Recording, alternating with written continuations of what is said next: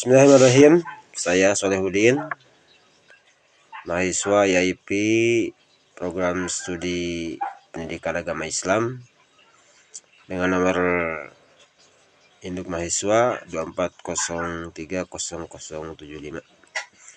akan mempresentasikan sebuah jurnal humaniora yang ditulis oleh Suci Ramadhani dengan judul Sejarah Perkembangan Pendidikan Indonesia pada masa penjajahan pemerintahan Jepang. Yang pertama, Jepang masuk ke Indonesia itu sekitar tahun 1942 melalui daerah Ambon. Mereka masuk bukan tanpa rintangan dan hadangan dari pemerintahan Belanda, tetapi Jepang begitu kuat sehingga mereka dapat mengalahkan pasukan Belanda yang menjaga atau menguasai wilayah Maluku pada waktu itu, sehingga mereka terus merangsek sampai ke daerah Balikpapan, ke Sumatera, bahkan pada akhirnya orang-orang Jepang itu mampu masuk ke Pulau Jawa melalui 3 titik, yaitu Banten, kemudian Indramayu, dan Bojonegoro. Sehingga akhirnya Jepang mampu menguasai kota Batavia, Jakarta sekarang. Dan setelah menguasai kota Batavia sebagai pusat pemerintahan Belanda pada waktu itu, maka Belanda dengan sendirinya menyerah dengan tanpa syarat dan menyerahkan kekuasaan kepada pemerintahan Jepang dengan ditandangani oleh Jenderal Terponten, dan dari pihak Jepang diwakili oleh Hitoshi Imamura. Itu tepat pada 8 Maret 1942. Kemudian pasca hinggangnya pemerintahan Belanda menjajah negeri Indonesia, maka Indonesia mengalami sebuah babak baru, yaitu pasca Jepang mengalahkan Belanda, dan imbasnya itu pada sistem pendidikan yang telah berlaku di Indonesia itu sendiri.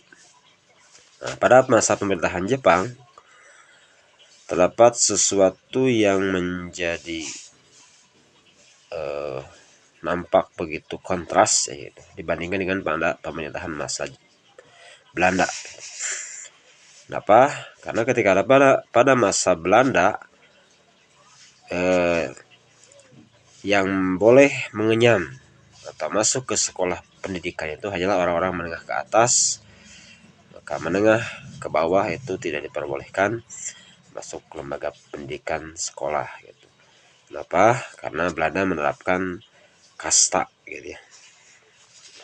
Yang kedua, dari peninggalan Jepang sekarang masih juga diadopsi oleh Indonesia, yaitu adanya jenjang pendidikan.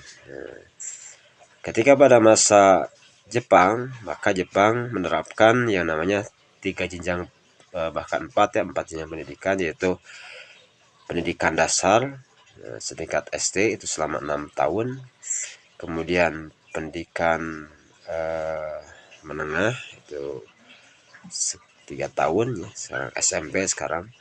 Kemudian yang terakhir yang ketiga yaitu pendidikan lanjutan setingkat SMA atau setingkat kejuruan ya, setingkat SMA, kemudian perguruan tinggi.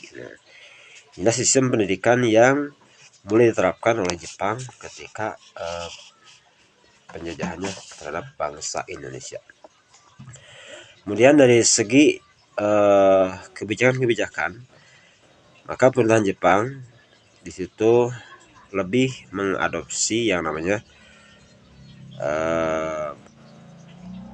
orientasi lokal, sehingga pendidikan yang disampaikan itu tidak secara utuh berbahasa Jepang gitu. Kemudian yang kedua juga dari segi penasehat pendidikan yang direkrut adalah Ki Hajar Dewantoro ya gitu. Kemudian juga yang paling menjadi tujuan tentunya karena Jepang adalah sebagai pengganti penjajahan daripada kolonial Belanda, maka tidak lepas dari misi tersebut walaupun sedikit berbeda dan mungkin menjadi angin segar buat rakyat Indonesia pada waktu itu. Jadi walaupun mereka menghilangkan kasta dalam pendidikan, kemudian mengakomodir yang namanya orientasi lokal dalam pendidikan, tetapi tetap pada akhirnya mereka menerapkan yang namanya propaganda dalam penjajahan mereka gitu. Yaitu dengan adanya yang disebut penerapan yang namanya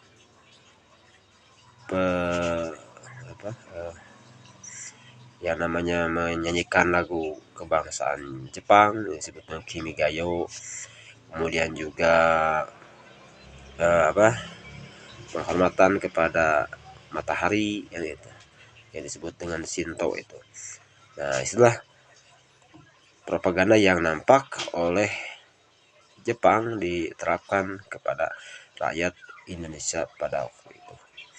Nah, tapi dari sisi pendidikan itu lebih maju bagi warga lokal bangsa Indonesia dibandingkan dengan yang namanya ketika dijajah ketika masa kolonial Belanda. Demikian presentasi yang dapat saya sampaikan, mudah-mudahan bisa merangkum atau bisa menyampaikan, bisa sesuai lah dengan isi yang saya baca dari jurnal tersebut. Mohon maaf pada kesalahan. Assalamualaikum warahmatullahi wabarakatuh.